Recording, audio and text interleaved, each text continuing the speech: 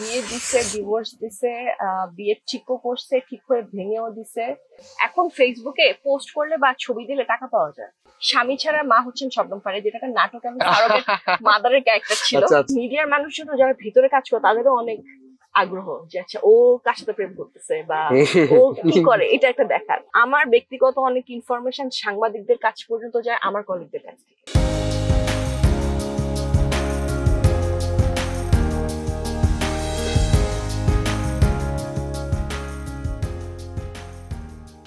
তুমি কি জানো তোমার ফলোয়ার এখন কত?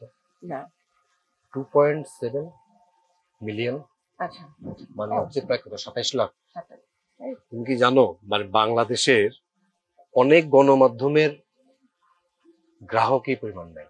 তার মানে তোমরা সেলিব্রিটিরা যেটা বলো সেটা বেশি মানুষের কাছে পৌঁছায়। এটা একটা ফ্যাক্ট। এটা একটা ফ্যাক্ট। এবং আমি মনে করি যে তোমরা দেখো আমাদের গণমাধ্যম কিন্তু অনেক সময় লাস্ট কিছু বছরে একটু গুরুত্ব হারাইছে এই কারণে। ধরো তুমি একটা পোস্ট দিয়ে দিলা, এটাই কিন্তু নিউজ, সবাই নিউজ করে ফেলতেছে।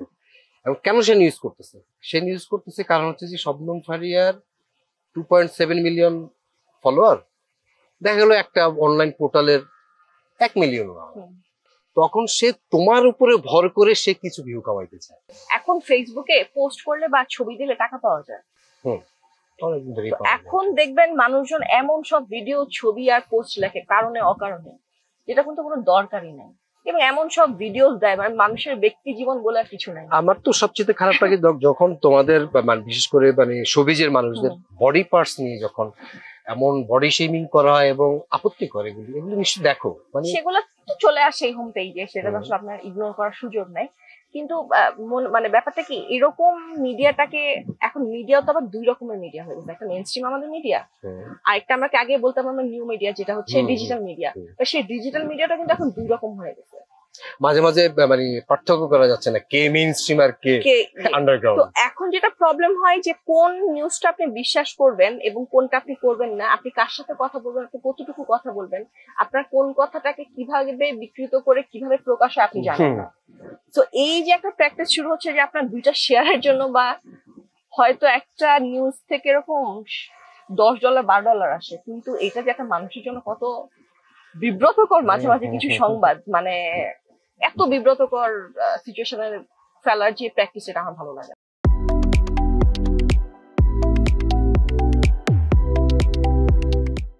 তোমাকে নিয়ে সবচাইতে মানে বাজে রিউমার কি করছে তোমার কাছে মনে হয়? আমাকে নিয়ে এরকম রিউমার বা ধরো একটা সাংবাদিক হলো, রিউমারই না, এটা গুজব হচ্ছে তোমার কাছে, তারা তো করছে তাদের মতো করে। এইরকম তোমার বিয়ে দিছে কয়বার সেটা? অনেকবার। বিয়ে দিছে, ডিভোর্স দিছে, বিয়ে ঠিকও করছে, ঠিক হয়ে ভেঙেও দিছে। আরেকটা নিউজ ছিল হচ্ছে স্বামী ছাড়া মা হচ্ছেন শবনম ফারিয়া, যেটা একটা নাটকে আমি ফারুকের মাদারের ক্যারেক্টার ছিল। তো ওইটা অনেক সার্কুলেট ছিল তখন ওই সময়, স্বামী ছাড়া মা হলেন শবনম ফারিয়া। আর কি এগুলা বিয়েটা নিয়ে বেশি। ভাই আমার ব্যক্তিগত জীবন নিয়ে সবার অনেক বেশি আগ্রহ। এখন আমি ইন্ডাস্ট্রির কারোর সাথে কখনো আমার কোনো সম্পর্ক, মানে কাজের বাইরে আমার কখনো কোনো সম্পর্ক ছিল না, এবং এটা আমি স্ট্রংলি মেনটেন করছি সারা জীবন। ধরেন আমার স্কুল বলেন, কলেজ বলেন, ইউনিভার্সিটি বলেন এবং কাজের জায়গা বলেন, আমি খুব স্ট্রংলি মেনটেন করছি যে এখানে আমি কাজ বা পড়াশোনার বাইরে কোনো সম্পর্কে কারোর সাথে জড়াবো না। এটা আমি আগে থেকেই জানতাম। তো এটার ফলে হয় কি, মিডিয়ার মানুষজন যারা ভিতরে কাজ করে তাদেরও অনেক আগ্রহ যে আচ্ছা ও কার সাথে প্রেম করতেছে বা ও কি করে, এটা একটা দেখার। একটু ডিফারেন্ট ফ্যামিলি ব্যাকগ্রাউন্ড থেকে যারা আসছে, ধরেন সাবিলা, ওখানে হচ্ছে ফারিন, আমরা যারা একটু মানে হয়তো একটু মানে সাধারণ একটু। ফারিন তো বোধহয় তোমাদের অনেক জুনিয়র। ফারিন অনেক ছোট, মানে না ফ্যামিলি ব্যাকগ্রাউন্ডের কথা বলছি। ওর বাবা যেমন সচিব ছিল, সাবিলা বাবা সচিব ছিল, আমার বাবা ডাক্তার ছিল। এই ধরনের ফ্যামিলি থেকে যারা আসছে তাদের ব্যাপারে সবার একটা আগ্রহ একটু বেশি ছিল ইন্ডাস্ট্রির ভিতরেই। আচ্ছা, যে আচ্ছা ও কি করে। আর ভিতরেই ধরেন আমার কন্টেম্পোরারি অনেকেই হচ্ছে আমাকে নিয়ে অনেক ইন্টারেস্টেড জানতে। কি ধরনের এটা? মানে থাকে না, মানে একটা তো থাকেই একটা কম্পিটিশন, এটা হেলদি কম্পিটিশন থাকা উচিত, না থাকলেই বরঞ্চ সমস্যা। কিন্তু ধরেন আমার ব্যক্তিগত অনেক ইনফরমেশন সাংবাদিকদের কাছ পর্যন্ত যায়, আমার কলিগদের কাছ থেকে। হ্যাঁ, এটা মানে তারাই দেয়। এটা আমি বলতে পারবো এটা সত্য। এরকম অনেক আসে আমাদের কাছে। এটা আমরা আবার বুঝি কে কেন কোন ইনফরমেশনটা দিচ্ছে, এটা বুঝি আমরা। আর ওইটা সে দিলেই যে আমরা ওটা ছেপে দেই, ব্যাপারটা কিন্তু এরকম না। আপনারা ছাপেন না, কিন্তু শুধু যারা হচ্ছে গিয়ে অনলাইন বেসড ওরা আসলে একটু বাদ বিচার কম করে।